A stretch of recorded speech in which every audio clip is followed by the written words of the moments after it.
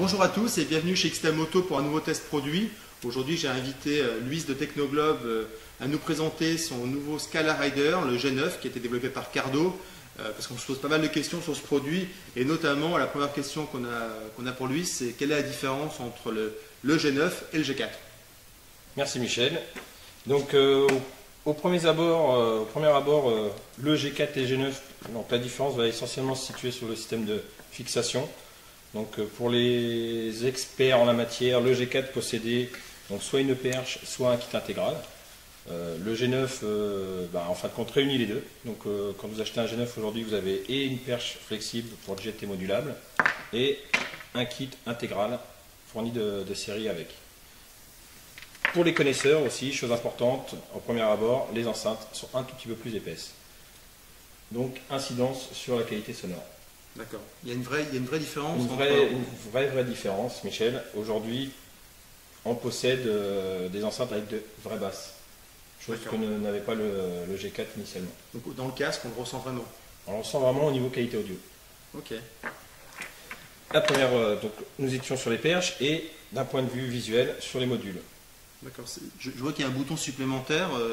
À quoi il sert sur le G9? Alors sur le G9, le bouton supplémentaire qui est le bouton personnalisable, qui peut être un numéro de téléphone professionnel ou personnel ou un numéro d'urgence qui peut être déclenché vocalement. D'accord. Donc effectivement, en cas d'accident, je peux le déclencher ou si j'ai envie d'appeler. Si j'ai envie d'appeler ma nana régulièrement, je peux le faire. On peut appeler, Madame.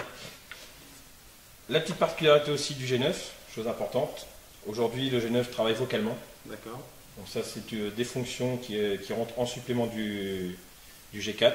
Donc le G9, vous pouvez activer, désactiver la radio, activer ou désactiver la musique, tout ça vocalement. Donc on réduit la manipulation du module via le vocal. D'accord. Ça, c'est une fonction qui n'existait pas du tout dans le G4. On ne pouvait pas désactiver la radio, par exemple, avec la voix. Du tout. D'accord. On était obligé d'actionner un bouton. Cardo, en travaillant sur le contrôle vocal et sur le vocal aujourd'hui, permet au motard d'utiliser l'appareil vocalement sans avoir à le manipuler en roulant. Et donc c'est un vrai plus en termes de sécurité. En termes de sécurité, tout à fait. D'accord. Et quelles sont les autres fonctionnalités éventuellement qu'on peut retrouver sur le G9 qu'on n'a pas sur le G4? Aujourd'hui, sur le G9, nous pouvons être connectés jusqu'à 9 motards. Ah oui, d'accord. D'où son nom de G9? D'où son nom de G9, tout à fait. C'est vrai? Tout à fait. D'accord, excellent. Il y a une autre notion dont j'entends souvent parler, c'est une notion de communauté.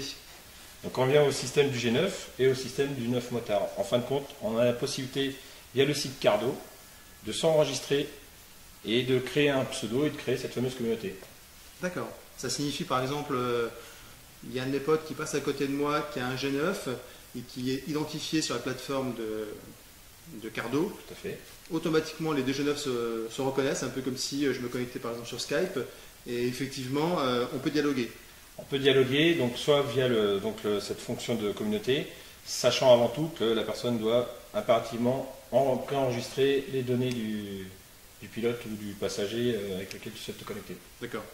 Je crois que le site internet de Scala Rider est très bien fait en termes de présentation du G9. Tout à fait. Moi, j'invite essentiellement tous les utilisateurs futurs du G9 à se connecter directement sur le site XTM Auto. Et je pense que tu as un lien qui permet d'accéder directement au site Cardo avec la présentation du G9. D'accord. Moi, ce que je te propose, c'est que j'ai un iPhone à ma poche, c'est mon iPhone perso. Je veux bien que tu l'as pareil, effectivement, au Scala.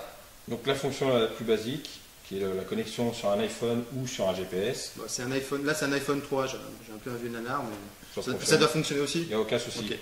Donc après avoir activé l'appareil comme vous l'avez ici avec le clignotement bleu, nous allons l'éteindre. Restez appuyé dessus jusqu'à ce que le voyant se mette en mode appairage. Donc clignotement rouge-bleu. D'accord. Tu peux voir ici Michel. Nous allons rechercher dans ton iPhone. Alors j'avoue que humblement que je ne sais pas du tout comment ça fonctionne. Déverrouiller votre téléphone. Hop, réglage. Nous allons activer le Bluetooth du téléphone. Avec le 3, il rame. Là il rame un peu. Là je pense que c'est bon. Hop. Je crois que tu l'avais planté. Donc le général.